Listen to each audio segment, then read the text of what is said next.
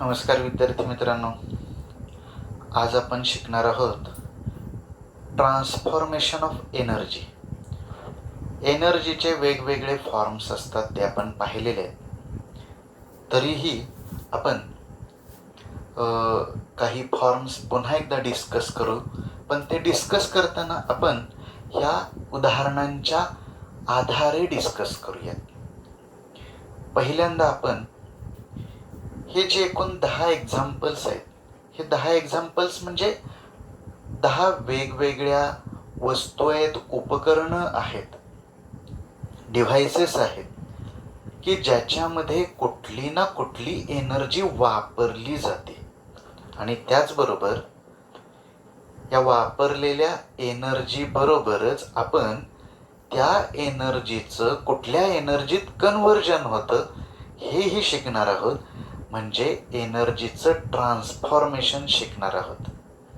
तुम्हाला माहिती आहे की एनर्जी ही काही एकाच प्रकारची नाही, एनर्जी अनेक प्रकारची आहे. आणि एका प्रकारच्या एनर्जीचं दुसऱ्या प्रकारच्या एनर्जीमध्ये रूपांतर होत असतं, त्याला म्हणायचं ट्रान्सफॉर्मेशन ऑफ एनर्जी. ठीक आहे. आता पहिलं एक्झाम्पल बघा, इलेक्ट्रिक फॅन. इलेक्ट्रिक फॅनमध्ये आपण जोपर्यंत त्या पंख्याला वायर जोडत नाही आणि बटन चालू करत नाही तोपर्यंत पंखा फिरत नाही. म्हणजे तो पंखा फिरण्यासाठी कोणती एनर्जी द्यावी लागते, तर ती आहे इलेक्ट्रिकल एनर्जी. इलेक्ट्रिक फॅनमध्ये कोणती एनर्जी वापरली जाते? Electrical energy.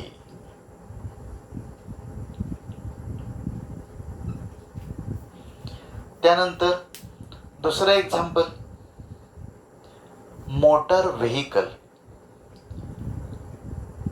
आता मोटर व्हेकल म्हणजे कुठलंही वाहन, यामध्ये कोणती एनर्जी वापरली जाते, काय केल्यानंतर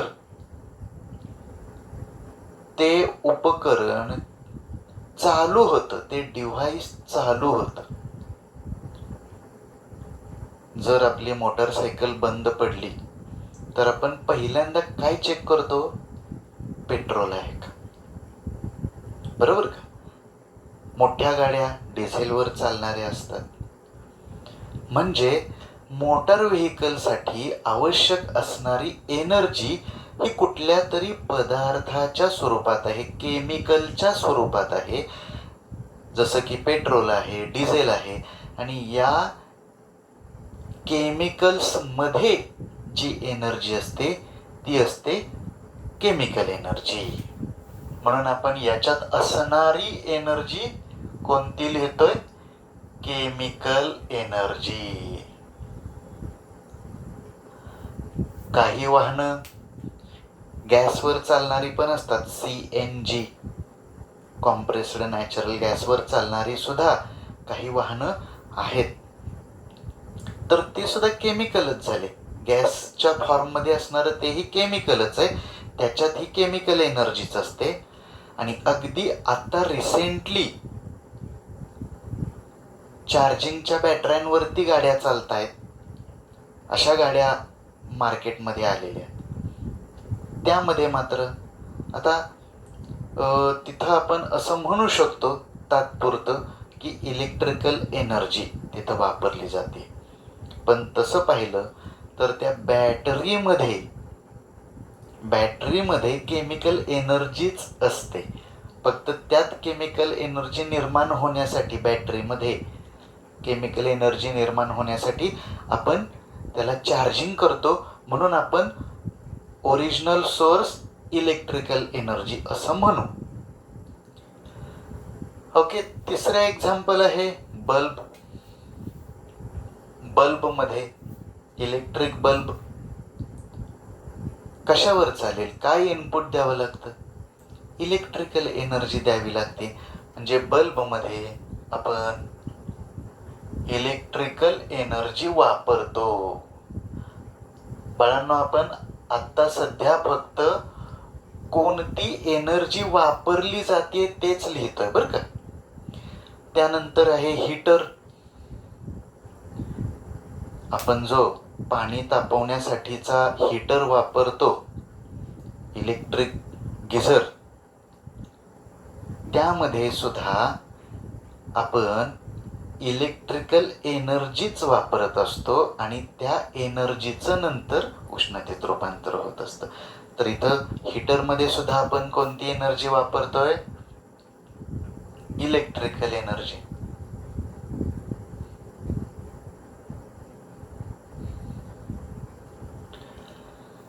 फायर क्रॅकर्स मध्ये कोणती एनर्जी वापरली जाते? फायर क्रॅकर्स म्हणजे फटाके. फटाक्यात काय असतं? केमिकल असतात. केमिकल असतात म्हणजेच त्याच्यात केमिकल एनर्जी असते. म्हणजे मूळ एनर्जी कोणती आहे? Chemical energy.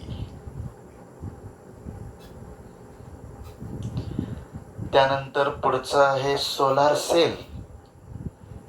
सोलार सेल तुम्ही बघितलं असेल आता हल्ली घरांवरती सोलार पॅनल बसवले जातात आणि त्याच्या साह्यानं इलेक्ट्रिसिटी निर्माण केली जाते. तर सोलार एनर्जीमध्ये कोणती एनर्जी वापरली जाते हो? Solar energy.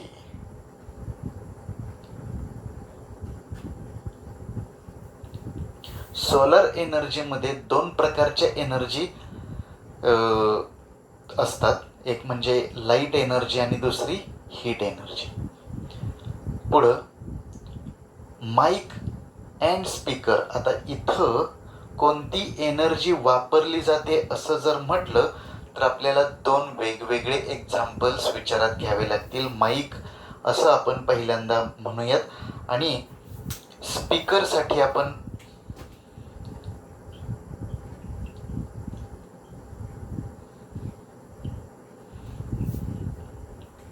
हे बघा, मी मुद्दाम माईक आणि स्पीकर वेगळे वेगळे लिहिलेत कारण दोन्हीमध्ये वेगळ्या वेगळ्या गोष्टी घडत आहेत.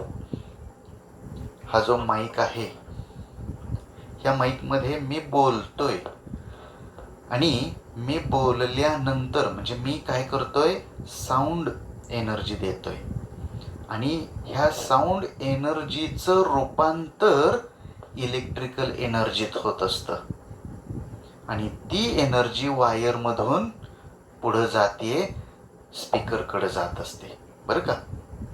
तर माईकमध्ये कोणती एनर्जी आपण देतोय? साऊंड एनर्जी दिली जाते. आपण काय बघतोय? कोणती एनर्जी त्याच्यात दिली जाते, इनपुट बघतोय. नंतर आपण त्याचं रूपांतर कशात होतंय ते बघणार आहोत. माईकमध्ये आपण साऊंड एनर्जी वापरतोय.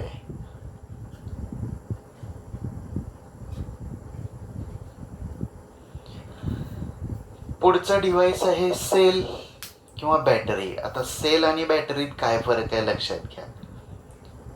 सेल म्हणजे एक सेल, घड्याळात बसवतो ना आपण, तो सेल एक असेल तर सेल म्हणायचं. आणि ते सेल जर जास्त असतील आणि ते एकमेकांना जोडून सिरीजमध्ये ठेवलेले असतील आणि त्यांना एकत्र आणून एकत्रित परिणाम जर दिला जात असेल तर त्या सेट ऑफ सेल्सना म्हणायचं बॅटरी. बॅटरी म्हणजे सेल्सचा समूह बरं का. बॅटरी म्हणजे ते टॉर्चलाच बॅटरी म्हणण्याची एक आपल्याकडं अशी व्याख्या रूढ झालेली आहे. टॉर्च, कुठल्याही टॉर्चमध्ये एकापेक्षा जास्त सेल वापरले जातात म्हणून खरं तर त्याला बॅटरी म्हणतात. बॅटरी प्रत्येक वेळी प्रकाशच देईल असं नव्हे. तुम्ही काही घड्याळं असतील किंवा अगदी टीव्हीचा रिमोट बघा, त्याच्यामध्ये 2 सेल असतात. 2 सेल आहेत म्हणजे बॅटरी आहे. कळलं का? मोबाईलची बॅटरी असते. आता तुम्ही म्हणाल मोबाईलमध्ये तर एकच असते, मग त्याला बॅटरी कसं म्हणायचं? पण त्याच्यामध्ये अंतर्गत रचना अशी असते की त्याच्यात एकापेक्षा जास्त सेल्स कॉम्पॅक्टली अरेंज केलेले असतात, म्हणून त्याला म्हणायचं बॅटरी. ओके. सेल किंवा बॅटरीमध्ये कोणत्या स्वरूपात एनर्जी असते? आता आपण घड्याळात बसवण्यासाठीचा जो सेल घेतो, तो सेल त्याच्यात काय असतंय म्हणून तो पुढं एनर्जी देणार आहे, आपल्याला इलेक्ट्रिकल एनर्जी देणार आहे? तर केमिकल्स असतात. केमिकल्स असतात ते आपल्याला एनर्जी देतात. म्हणून सेलमध्ये किंवा बॅटरीमध्ये दिली जाणारी किंवा असणारी एनर्जी कोणती? Chemical energy.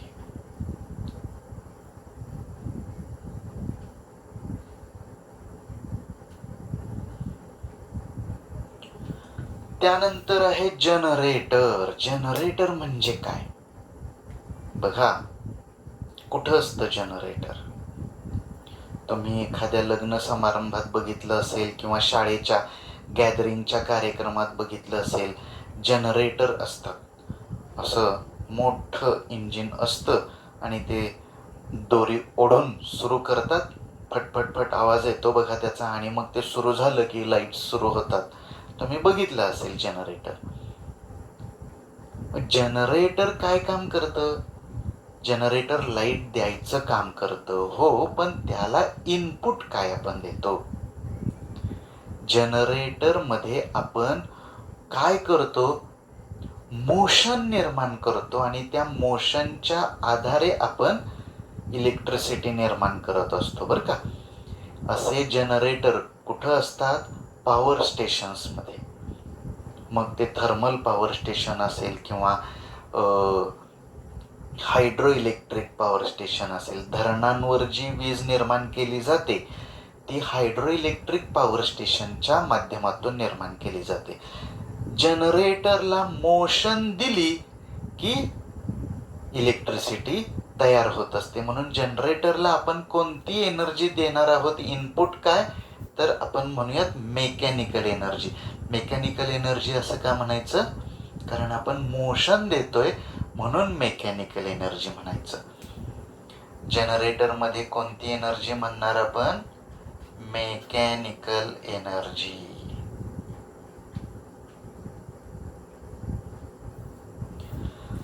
आता त्यानंतर 10वं डिव्हाइस आहे ते म्हणजे थर्मोकपल. थर्मोकपल हे कसलं डिव्हाइस आहे? तर हे हीट एनर्जी मोजण्याचं, टेम्परेचर मोजण्याचं डिव्हाइस आहे. एखादी वस्तू किती गरम आहे हे सांगणारं ते डिव्हाइस आहे थर्मोकपल. तर याच्यामध्ये काय केलं जातं? याच्यात रचना अशी असते की एखाद्या वस्तूची उष्णता मोजायची असेल तर त्या गरम वस्तूमध्ये त्या थर्मोकपलचा सेन्सर जो असतो तो बुडवला जातो आणि तिथं असणारी हीट एनर्जी त्या थर्मोकपलमध्ये इलेक्ट्रिकल एनर्जी तयार करत असते. हीट एनर्जी दिली जाते आणि इलेक्ट्रिकल एनर्जी तयार केली जाते, व्होल्टेज तयार केलं जातं आणि तो जो करंट निर्माण होतो, इलेक्ट्रिकल एनर्जी जी निर्माण होते ती किती निर्माण झालेली आहे ते पाहून त्याच्या प्रमाणात टेम्परेचर किती असू शकतं ते बरोबर त्या डिव्हाइसवरती सांगितलं जातं, आकडा येतो. तर थर्मोकपलमध्ये एनर्जी कोणती दिली जाते? Heat energy.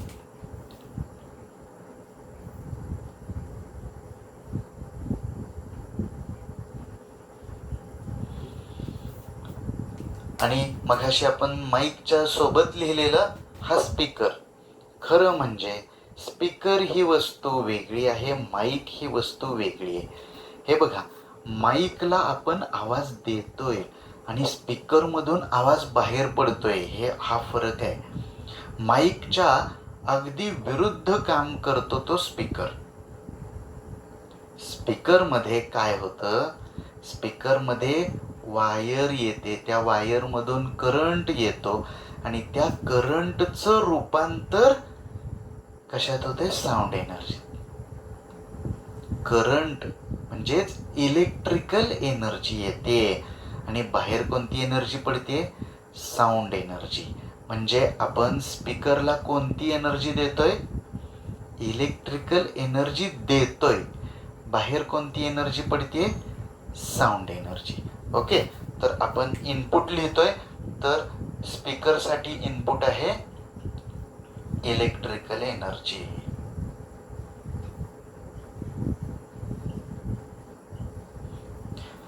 तर आपण आता काय लिहिलंय हे? तर वेगवेगळ्या डिव्हाइसेसमध्ये, उपकरणांमध्ये कोणती एनर्जी असते हे लिहिलंय. आता कोणत्या एनर्जीत याचं कन्व्हर्जन होतंय, रूपांतर होतंय, ते आपण बघूया. म्हणजे आपण शिकतोय ट्रान्सफॉर्मेशन. ट्रान्सफॉर्मेशनमध्ये काय होत असतं? एका प्रकारच्या एनर्जीचं दुसऱ्या कोणत्याही प्रकारच्या एनर्जीत रूपांतर होत असतं. ट्रान्सफॉर्मेशन म्हणजेच रूपांतर. एका प्रकारच्या एनर्जीचं दुसऱ्या प्रकारच्या एनर्जीत रूपांतर होत असताना एनर्जी कमी होत नसते बरं का. आहे तेवढीच एनर्जी इकडं ट्रान्सफॉर्म होत असते. ओके, आपण या वेगवेगळ्या एक्झाम्पल्समध्ये बघूयात की कोणत्या एनर्जीचं कोणत्या एनर्जीत रूपांतर होतंय. इलेक्ट्रिक फॅनमध्ये काय होतंय? फॅन फिरायला लागतोय करंट दिल्यावरती. फॅन फिरायला लागतोय म्हणजे मोशन होते आणि जेव्हा मोशन असते तेव्हा कोणती एनर्जी असते बाळांनो? Kinetic energy. ओके, आणि कायनेटिक एनर्जी हा मूळ कशाचा प्रकार आहे? मेकॅनिकल एनर्जीचा. म्हणून आपण इथं लिहिणार आहोत इलेक्ट्रिकल एनर्जीचं कन्व्हर्जन होतंय मेकॅनिकल एनर्जी.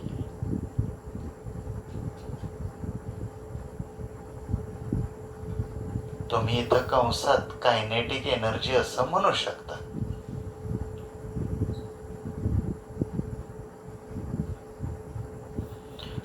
तुम्हाला परीक्षेत असा प्रश्न विचारला जातो, एनर्जी ट्रान्सफॉर्मेशनचे 2 एक्झाम्पल द्या आणि त्यात कोणत्या एनर्जीचं कोणत्या एनर्जीत ट्रान्सफॉर्मेशन होतं ते सांगा. तर तुम्ही यातले कोणतेही 2 उदाहरणं निवडा. 3 विचारली, 3 उदाहरणं घ्या. ओरिजिनल एनर्जी कोणती आहे आणि नंतर तयार झालेली एनर्जी कोणती आहे हे व्यवस्थित लिहा. मोटार व्हेकल, गाडी जेव्हा सुरू होते तेव्हा त्या एनर्जीचं, केमिकल एनर्जीचं, पेट्रोल आहे, डिझेल आहे, CNG आहे, त्या एनर्जीचं रूपांतर कशात होतं? मोशनमध्ये होतं आणि मग गाडी पुढं जायला लागते. म्हणजे मोशन म्हणजे काय म्हणणार? Mechanical energy. इथं सुद्धा आपण काय लिहितोय? मेकॅनिकल एनर्जी म्हणजेच कायनेटिक एनर्जी आहे ही. मेकॅनिकल एनर्जीचे 2 प्रकार आपण शिकलेलो आहोत, कायनेटिक एनर्जी आणि पोटेन्शियल एनर्जी. इथं मोशन होतीये म्हणून कायनेटिक एनर्जीमध्ये कन्व्हर्जन होतं असं आपण म्हणायचं. त्यानंतर तिसरं एक्झाम्पल आहे बल्ब. बल्बमध्ये इलेक्ट्रिकल एनर्जीचं कुठल्या एनर्जीत रूपांतर होत आहे? बल्ब आपण कशासाठी वापरतो? लाईट एनर्जीसाठी, बरोबर. Electrical energy is converted into light energy.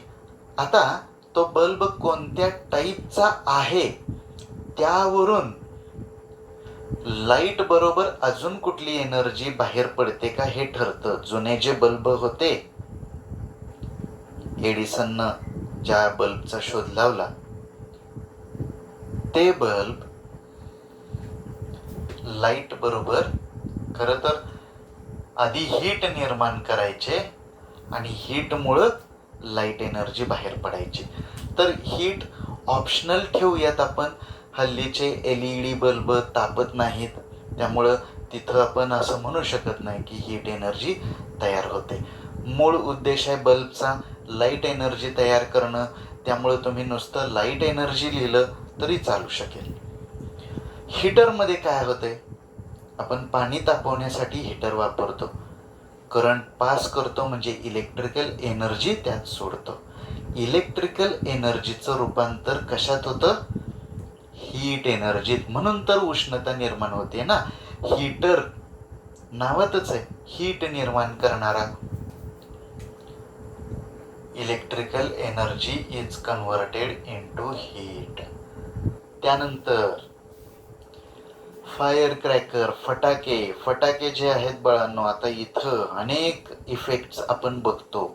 फटाके पेटवल्यानंतर काहीतून फक्त प्रकाश बाहेर पडतो, काही नुसता धमाका करणारे आहेत, की नाही. अनेक वेगवेगळे त्याचे जे इफेक्ट आहेत. पोळतं सुद्धा म्हणजे हीट एनर्जी पण तयार होती, बरोबर का. तर फायर क्रॅकर्समध्ये काय काय कोणत्या कोणत्या एनर्जी आपल्याला बघायला मिळतील, साऊंड एनर्जी, लाईट एनर्जी, त्यानंतर हीट एनर्जी. अजून एक प्रकारची एनर्जी तयार होते. यासाठी तुम्ही कोणतं एक्झाम्पल लक्षात घ्या, रॉकेटचं. रॉकेट किंवा भुईचक्र असतं, त्याच्यामध्ये रॉकेट काय करते, वरती जाते म्हणजे त्याला मोशन मिळते. ही मोशन कुठून आली, त्या केमिकल एनर्जीतूनच आली. म्हणून आपण काय म्हणू शकतो, chemical energy is converted into mechanical energy. Mechanical energy म्हणजे ॲक्च्युअल ती कायनेटिक एनर्जीच असते. त्यानंतर सोलार एनर्जी हा पुढचा प्रकार, सोलार सेल हे पुढचं डिव्हाइस आहे, त्याच्यात आपण वापरतोय सोलार एनर्जी. सोलार सेलमध्ये सोलार एनर्जीचं ट्रान्सफॉर्मेशन इलेक्ट्रिकल एनर्जीत होतं.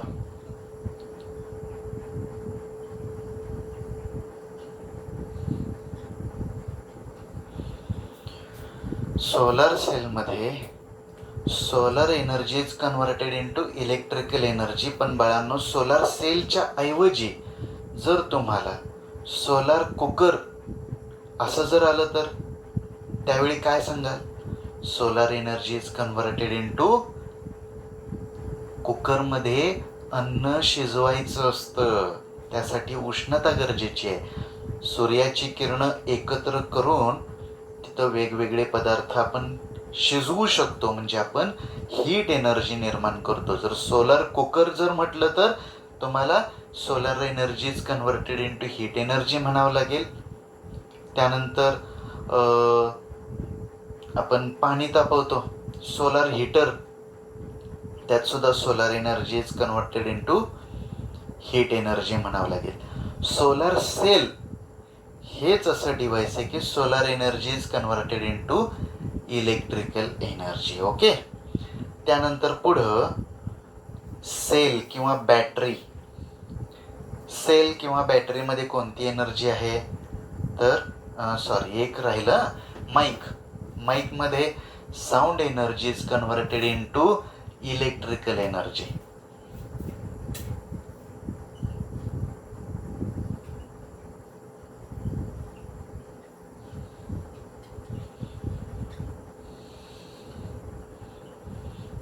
त्यानंतर सेल किंवा बॅटरीमध्ये chemical energy is converted into electrical energy.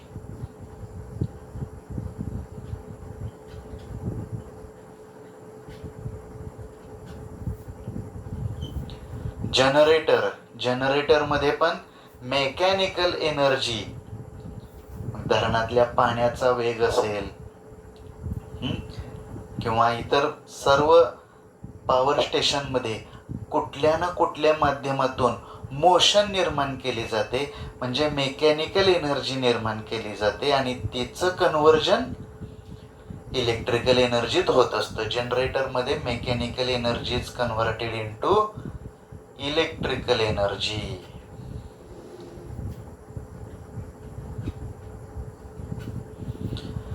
त्यानंतर थर्मोकपल मध्ये पण heat energy is converted into electrical energy.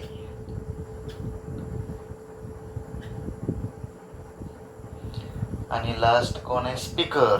Speaker मध्ये काय होते? Electrical energy is converted into sound energy. Speaker मधून आवाज बाहेर पडतो म्हणजे साऊंड एनर्जी प्रोड्यूस होते. तर आपण काय पाहिलं? हे एक्झाम्पल्स कशाचे आहेत? एनर्जी ट्रान्सफॉर्मेशनचे आहेत. एका प्रकारच्या एनर्जीचं दुसऱ्या प्रकारच्या एनर्जीमध्ये जे कन्व्हर्जन होतं त्याला म्हणायचं ट्रान्सफॉर्मेशन ऑफ एनर्जी. यामध्ये सगळ्यात महत्वाची गोष्ट कोणती लक्षात ठेवायची? की एनर्जी फक्त दुसऱ्या फॉर्ममध्ये कन्व्हर्ट होते. बघा, नवीन एनर्जी तयार होते पण आहे हिचं कन्व्हर्जन होत असतं. काहीही न करता एनर्जी निर्माण होत नसते. हाच आहे law of conservation of energy. Energy can neither be created nor destroyed. Energy निर्माण करता येत नाही किंवा नष्ट करता येत नाही.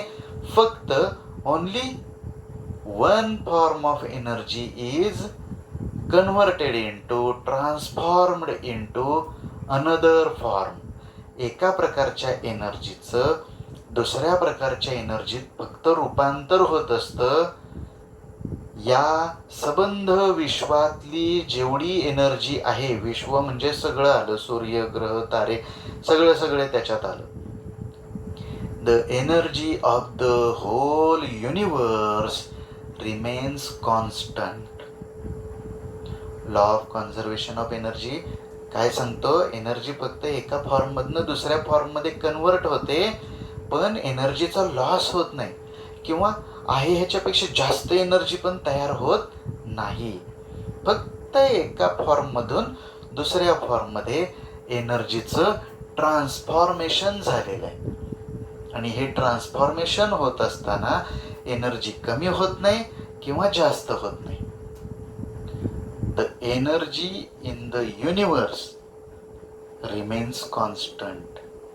म्हणजे आपण या ट्रान्सफॉर्मेशन ऑफ एनर्जी बरोबरच अजून काय शिकतोय? Law of conservation of energy. Law of conservation of energy काय सांगतो? Energy cannot be created, it cannot be destroyed. Only one form of energy is converted into other form. The total energy of the universe remains constant. 4 गोष्टी सांगायच्या law of conservation of एनर्जीमध्ये. कोणत्या 4 गोष्टी? Energy cannot be created, निर्माण करता येत नाही, direct energy निर्माण नाही करू शकत. दुसरी गोष्ट काय सांगायची त्यात? Energy cannot be destroyed, energy नष्ट पण होत नसते. फक्त काय होत असतं? One form of energy is converted into other form. ही झाली तिसरी गोष्ट. आणि चौथी गोष्ट काय सांगणार? Total energy of the universe remains constant. Energy cannot be created, energy cannot be destroyed, only one form of energy can be converted into other form, and the energy, total energy of the universe remains constant. Okay.